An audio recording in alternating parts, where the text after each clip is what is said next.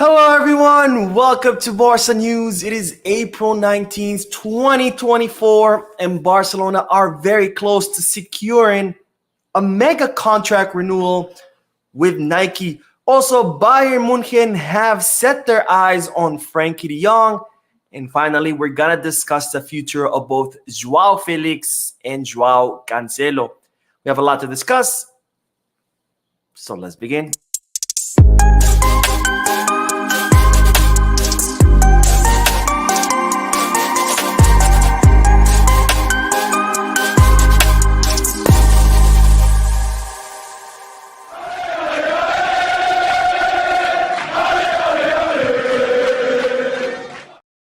Hello everyone, welcome to the channel. My name is Mo and this is the Barca News live podcast where not only do we get to talk about Barcelona news, but I also get to interact with you wonderful people in the chat section.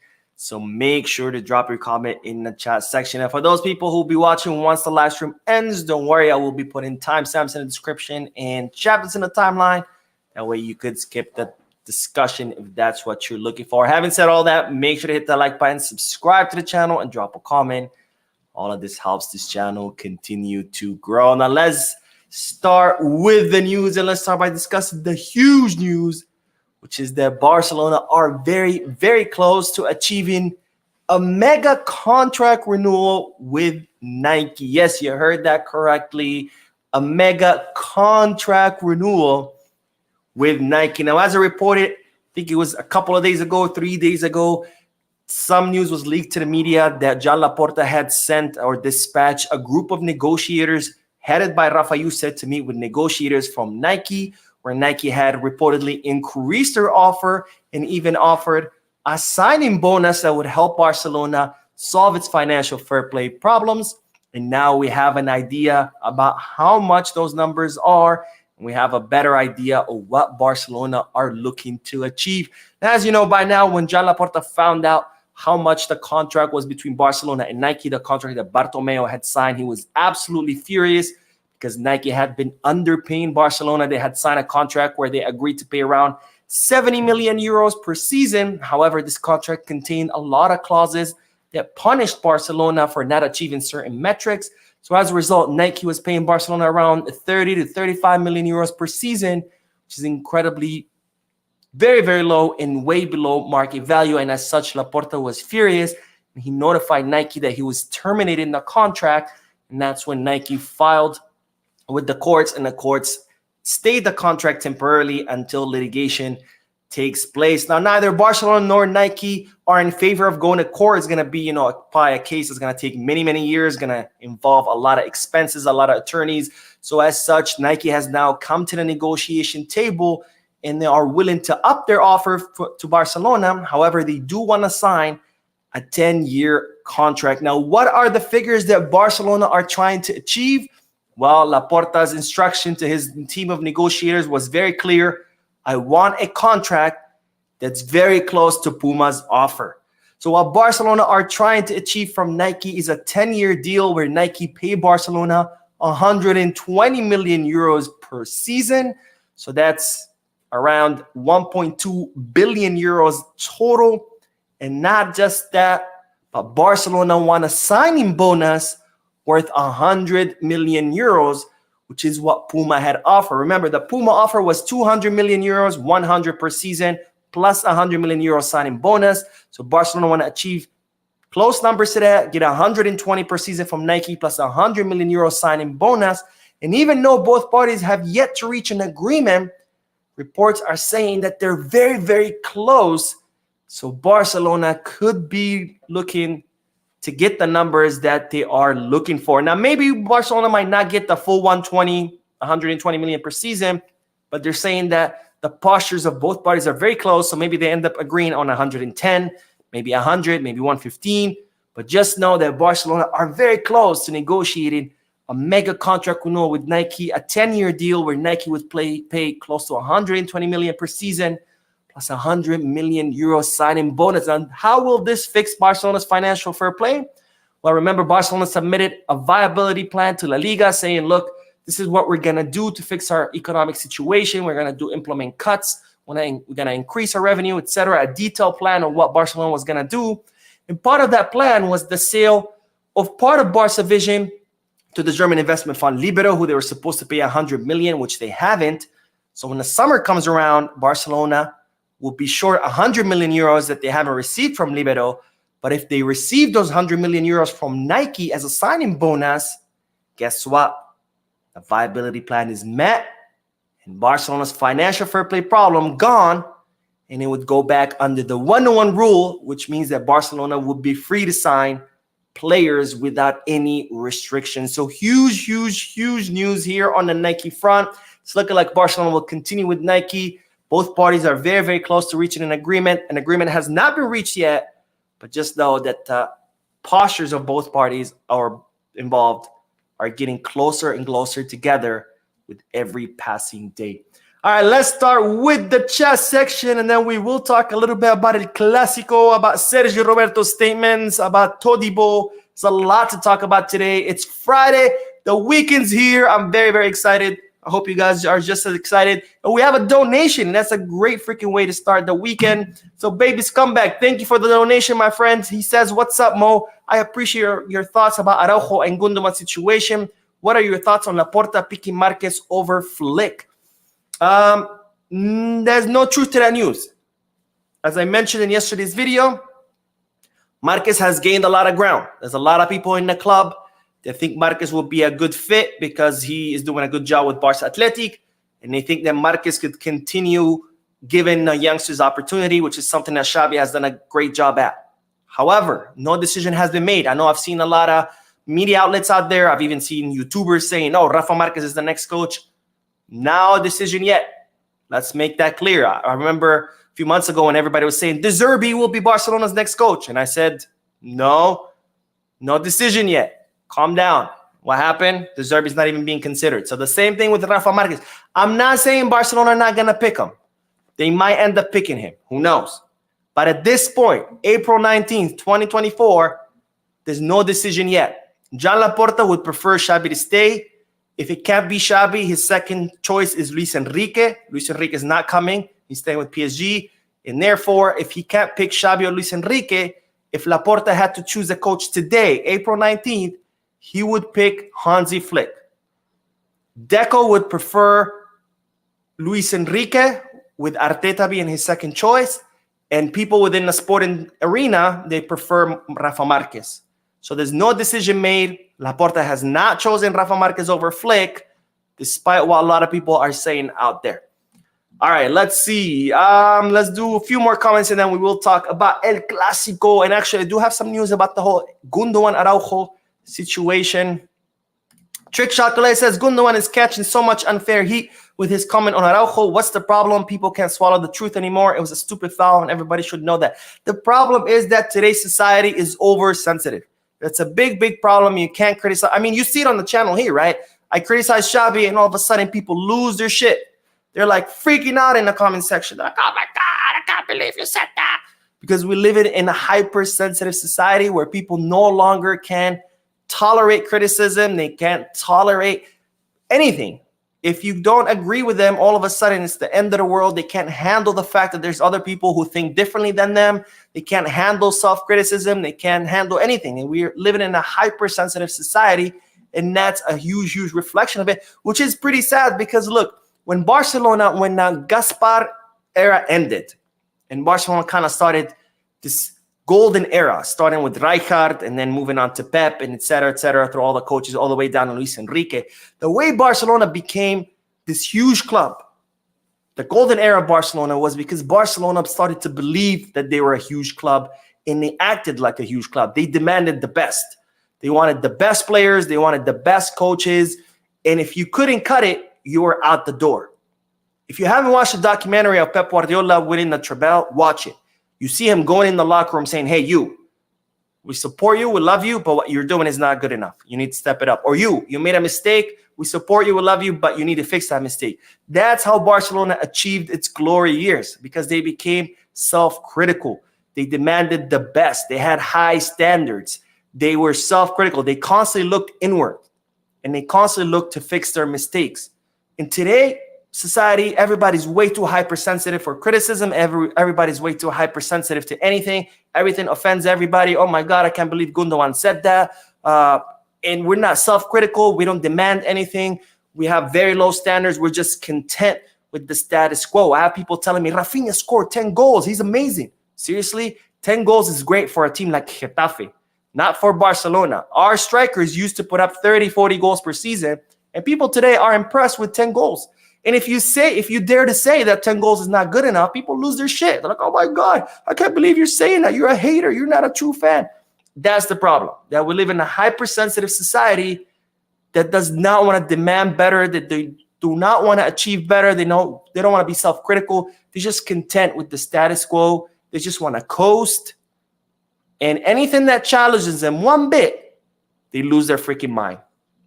All right, Klaus says Barca's success will also be success for Nike, so why not? I agree. I think, honestly, both parties are benefit from continuing the relationship. You know, Barcelona is one of the biggest clubs in football in the world. Nike, it's probably the biggest. It's not one of the biggest. Nike is the biggest producer of sporting goods. They're bigger than Adidas, way bigger than Puma.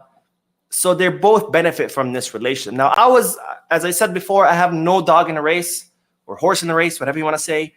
I don't care if it's Nike, if it's Puma, if it's Victoria's Secret. Whoever pays more, I'm happy for. And if Nike went up their offer and paid Barcelona what Barcelona deserve, by all means, go for it. All right, let's get back to the news before we get distracted, because since someone did bring up the whole Ilkay Gundogan and Araujo situation, Sergio Roberto has spoken out and put an end to it. I'm glad he did. You know, Sergio Roberto, hate him or love him as a player, you cannot say anything bad about him as a captain, as a leader. And he has come out and he said, okay, enough is enough. Let's put an end to this. I'm glad he has, because I'm tired and sick of all these media outlets making a big fuss of comments of a player who was asked about it. Like, Gundogan did not just grab a mic, like, hey, I got something to say, like Kanye West when he took the mic away from, what's her name, Swift. No. He was asked, hey, what'd you think about the red card? He gave his opinion.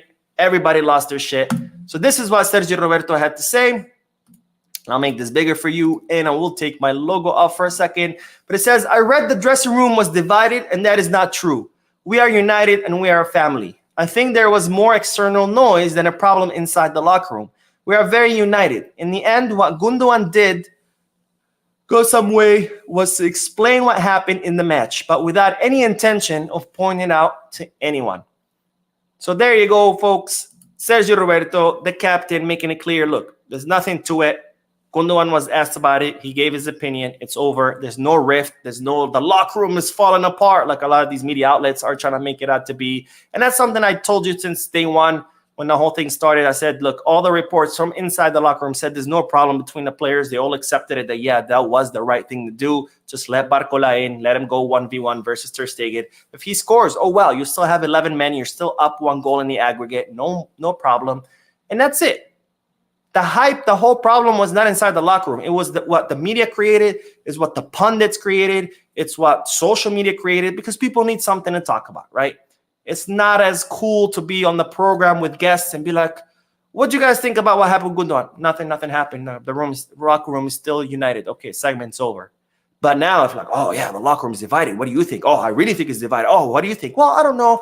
You know, now all of a sudden you have a whole hour to fill up with all these pundits giving their opinions about whether the locker room is divided or not. That sells a lot more than just saying, look, there's nothing to it, which there wasn't anything to it.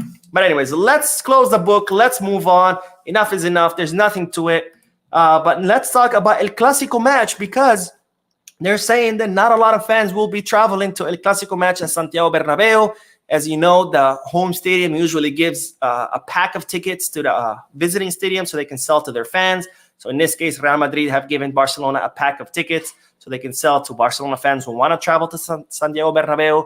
It looks like the prices are really, really high this time around. Usually away fans get a discounted price because they get put up in the worst part of the stadium, usually really, really high up inside of a glass box for security reasons. So usually they're very cheap tickets. This time around, the tickets are very expensive. It looks like football is moving into that direction anyway, with matches are starting to become way out of range for, you know, middle-class folks. But anyways, the pack of tickets was very expensive. Also, people are kind of not motivated to do it, given what happened against PSG, given that there's really not much to fight for, right? We're out of the Copa del Rey, we're out of the Champions League, we're out of the Spanish Super Cup. Yeah, we're technically still alive in La Liga, but we're 8 points behind Real Madrid. So there aren't many goals to fight for. So it looks like the fan base is kind of have a very low morale, especially what happened after PSG. And you add the fact to it, the ticket prices being very, very high. Plus you have to travel all the way to Madrid, pay a plane ticket, pay a train ticket, pay a hotel, etc. The tickets are not being sold. Usually as soon as those tickets are released, they sell out in seconds because it's a Clasico. Everybody wants to watch it. But this time around, they're not selling, which is not good because it means the team will not have many people supporting it. I mean, you are already down uphill battle because you are in an away stadium, but there's going to even be fewer fans than usually, which is not good news. And the third bit of news, which I lumped all together because it's very quick, Todibo. We've been talking about Todibo for a few months now. He's done really well in the Ligue 1 in Nice. Nice are looking to sell him. There's plenty of clubs that are interested in him. And now a new club has joined, which is Atletico de Madrid. Atletico de Madrid are looking to reinforce their defensive line. They're seriously considering signing Jean-Claire Todibo. How is this related to Barca? Well, when Barcelona sold them to Nice, they reserved 20% of any future sales. And the fact that another club has joined the race, that is great news for Barcelona because the more clubs are involved, the higher the prices. The higher the prices, the bigger the chunk that Barcelona gets to take home.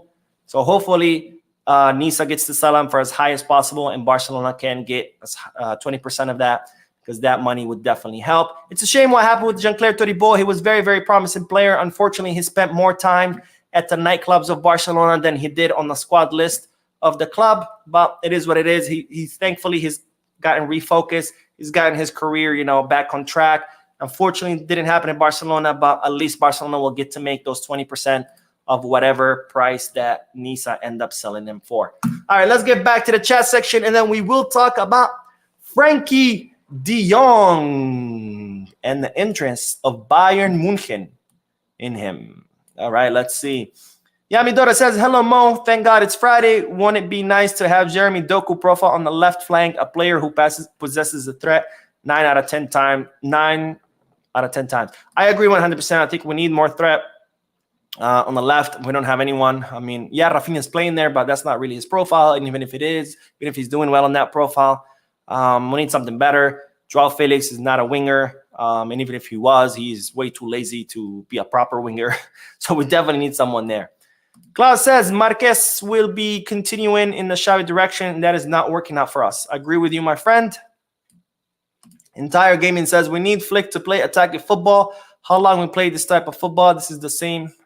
This is the time to change. I agree with you, my friend. We haven't had a high press, high intensity team since Luis Enrique left. Javid says, Mo, saying we can't sell Frenkie. He is a cornerstone for our Barca project with a coach like Hansi Flick and bringing Kimmich. We will have a destructive duo in the midfield. I'll talk about it in a little bit, so I don't want to get ahead of myself. And we'll do one more because Jorge says, I don't like how Nike does not ship directly from Barcelona store to the USA. I don't like it either. It makes absolutely no sense. The USA is the biggest market, or at least one of the biggest markets in the world. As far as merchandise, as far as anything, we Americans, we just like to throw our money at dumb shit. Not to say that buying Barcelona merchandise is dumb shit, but you get the point. It's one of the biggest markets in the world, one of the wealthiest markets in the world. And I don't understand why Nike doesn't ship to the USA Barcelona stuff, especially because Nike is an American company. It's not like we're talking about a German company or European company that only ships to European nations. We're talking about an American company that won't ship to America. It makes absolutely no sense to me, but don't worry. Kickback, they have all the Nike stuff. All the Barcelona stuff. So check out the description. There's a link there. You click on it. It's completely free if you click on it. You help the channel out. You help me out. And you help yourself because when you use that link, you get special discounts and offers that otherwise you wouldn't get if you shopped without my link. All right, let's go back to the news because we do have to talk about Frenkie de Jong. Because Bayern Munich are reportedly interested in signing the Dutch midfielder. Now, Bayern Munich are looking to completely overhaul their team, not just their coach, but their entire team. they are kind of reaching an end of an era. It happens to all the teams. You put together, an amazing team. They win stuff. Eventually, those players start to get old. Some of them leave. Other clubs figure out how to defend against you. And that era comes to an end. It's normal. Football is cyclical. All sports are cyclical. So Bayern Munich are looking to get back on top, rebuild their entire squad. And one of the players they have set their sights on to rebuild their midfield is Frenkie de Jong. Now, Barcelona are reportedly not ruling out the sale of the Dutch midfielder. If you would have asked Barcelona last summer, would you sell Frenkie to Bayern? They would have said absolutely not. Today, things have changed a little bit. Why? Well, first of all, Frenkie, some people within the club believe that Frenkie has never lived up to all the hype or everything that the club expected when they signed him from Ajax. And there is some truth to this. In fact, I made a video before we signed Xabi, it was 2 summers ago, where I said, what are we doing with Frenkie? We need to sell him. Because up to the point where Xabi arrived in the club, Frenkie had never been the Ajax Frenkie. He had not lived up to the expectations. He had not lived up to the hype. And the fact that we paid so much money to sign him, plus his salary, it just did not make sense to me. Now, when Xabi arrived, things changed. Xabi was able to extract the best version of Frenkie. But despite that, there's been a little bit of inconsistency, where sometimes Frenkie reverts back to that pre-Xabi Frenkie, where he's not, fully living up to his full potential. And sometimes he is, a great Frenkie. So because of that kind of inconsistency, because he hasn't really become the Frenkie that the club imagined he would become when they signed him from Ajax, plus the fact that he is the highest earner on the squad, some people within the club are not ruling out offloading him to Bayern, and they think that they can get 60 to 70 million euros, which will be a huge boost for the club, because not only are you making those 60 to 70 million euros in cash, you're also clearing up a huge wage off your wage bill. So that's double the benefit. That opens up a space for more players to come to register the contracts. And of course, the money you make off his transfer, you can use it to sign someone else. Plus, there's the fact that our midfield is overstacked. We have Gabi, we have Pedri, we have Frenkie, we have Gundogan, we have now Christensen who plays there. We have Fermin Lopez, not to mention the midfielders in the academy. We have Marc Casado, who looks like he's going to renew. We have Noah Darvic, who's finally starting to, hit his stride. Marc Bernal, Pau Prim. There's a lot of players that can fill the spot of Frenkie, given his salary, given the fact that he's, never lived up to the full expectations. Some people in the club are not ruling out his sale, and Bayern Munich are ready to pounce. Now, Bayern do want to reach out to Frenkie before they do anything. They want to see how the player feels, because Bayern did try to sign Frenkie in the past, but in the past, Frenkie said, I'm not moving. I want to stay in Barcelona. I'm happy in Barcelona. We'll see if that changed, because we did hear those rumors in the winter where Frenkie was starting to have doubts because, he was promised a successful project, a project where he was going to win a lot of trophies. So far, that hasn't happened.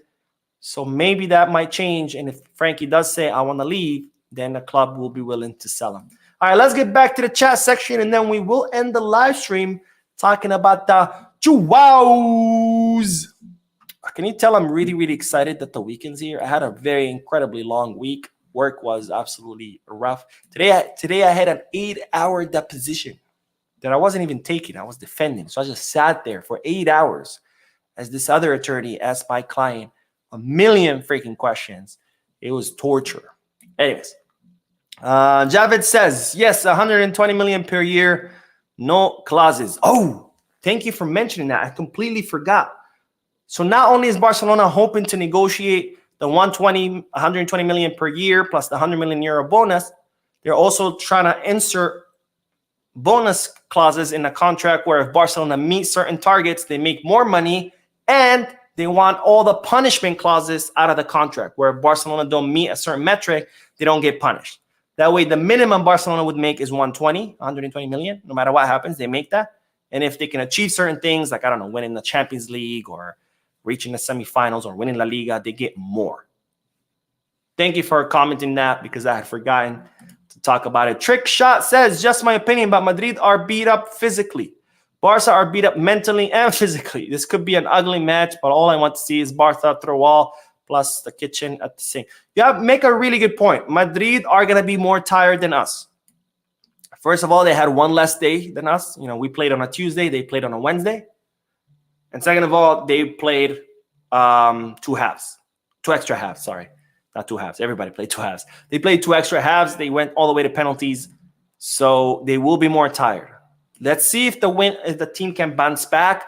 I think the defeat and PSG really affected the team mentally. Let's see if they can bounce back. I'm a little bit worried because, like I said before, I mentioned this, I can't remember when, but if you look at, statistically speaking, at how Barcelona has performed the last few years, the best time for Barcelona has been February through April. That's when Barcelona have done the best. That's where they get the most positive results. And then from there, it kind of tapers off. And we're in that phase where the team, statistically speaking, empirically speaking, starts to taper off. That's 1. 2, there's not really much things to hope for the team. You know, the team are looking around like, what are we playing for? Right? We're out of the Copa, we're out of the Super Cup, we're out of the Champions League. Sure, we're still alive in La Liga, but we're 8 points behind. Even if we beat Madrid, we're 5 points behind. And the Euros is right around the corner. So a lot of these players might think, okay, there's nothing to win. Maybe I'll just play it safe, stay healthy because I want to play the Euros. That's my fear. Hopefully that doesn't happen. But that's my fear, that we might see a deflated Barca from here until the end of the season. Mark says, I'm really happy Nike upping their offer. I don't know why they are doing it, though, because they noticed that Barcelona were serious about terminating the contract. It wasn't just talk, and they realized, hey, this is a huge partner. You can't just lose a huge partner without at least a fight.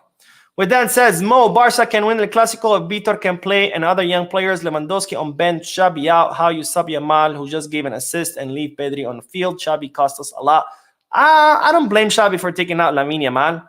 Lamine would have probably came out anyway because it's a very high-intensity match, and it's not wise to have a 16-year-old who's not fully developed play the entire 90 minutes of such a high-intensity match. So Lamine would have probably came out anyway, and that's why Xabi took him out, might as well, because it would have not been wise to keep Lamine the full 90 minutes at that level of intensity.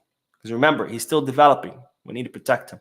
Plus, Xabi probably might have done it also to protect him, period, right? Because if Lamine would have stayed on the field, who knows? People might have been blaming him.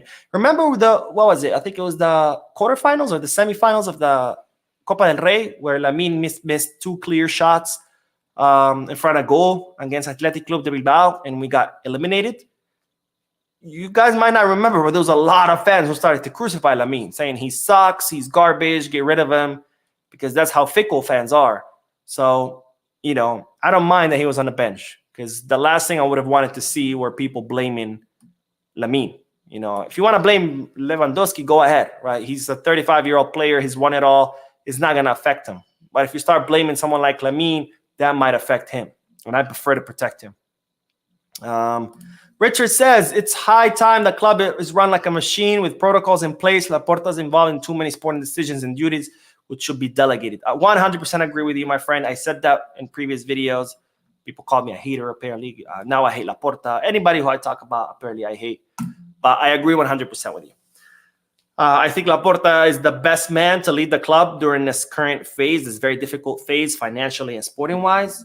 I think there's nobody better than him for the job. I think he's doing a phenomenal job. But when it comes to delegating, he's doing a horrible job because a lot of people are quitting and he's not replacing them and he's just taking over their duties, right? Our CEO left. He said he was going to replace him. He didn't. He's been doing – Laporta's been acting as a president and as a CEO. We had that lady that did the corporate arena left. He hasn't replaced her. What's his name? The vice president of finance, Eduardo Romeo. He left. Laporta doesn't plan to replace him either. He's just going to take over his duties. You can't do that. You can't be a one-man show. You have to delegate. You have to trust your crew. You can't just try to do it all because you're going to half-ass it. You either full-ass one job or you're going to half-ass all the other jobs. And I'd rather him full-ass being a president, right? Anyways, let's talk about the last bit of news and then we'll do more comments.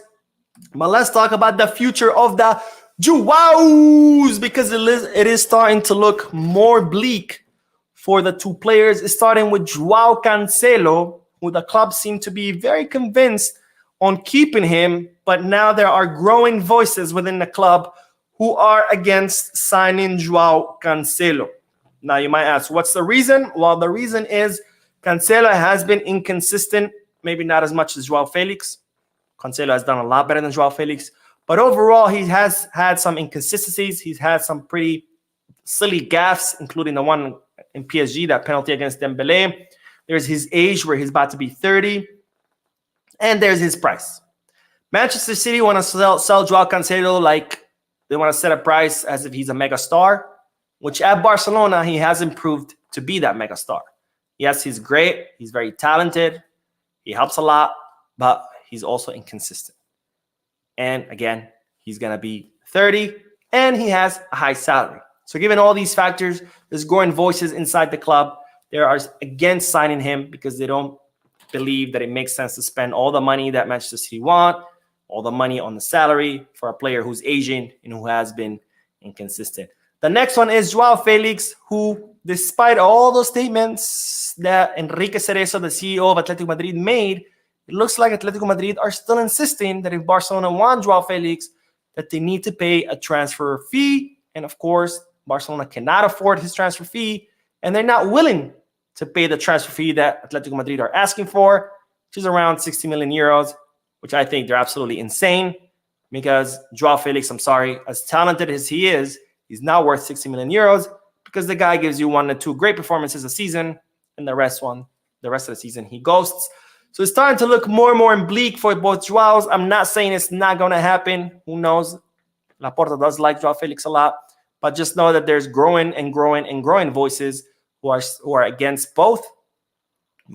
Felix has been happening for a while now, but Joao Cancelo has been more recent.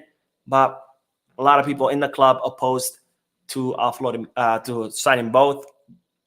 Honestly, I'm in the same boat, especially with Joao Felix. I said it a million times. The only money we should spend on him is a one-way ticket back to Madrid. Joao Cancelo, I was kind of like on the fence. I wanted to see more.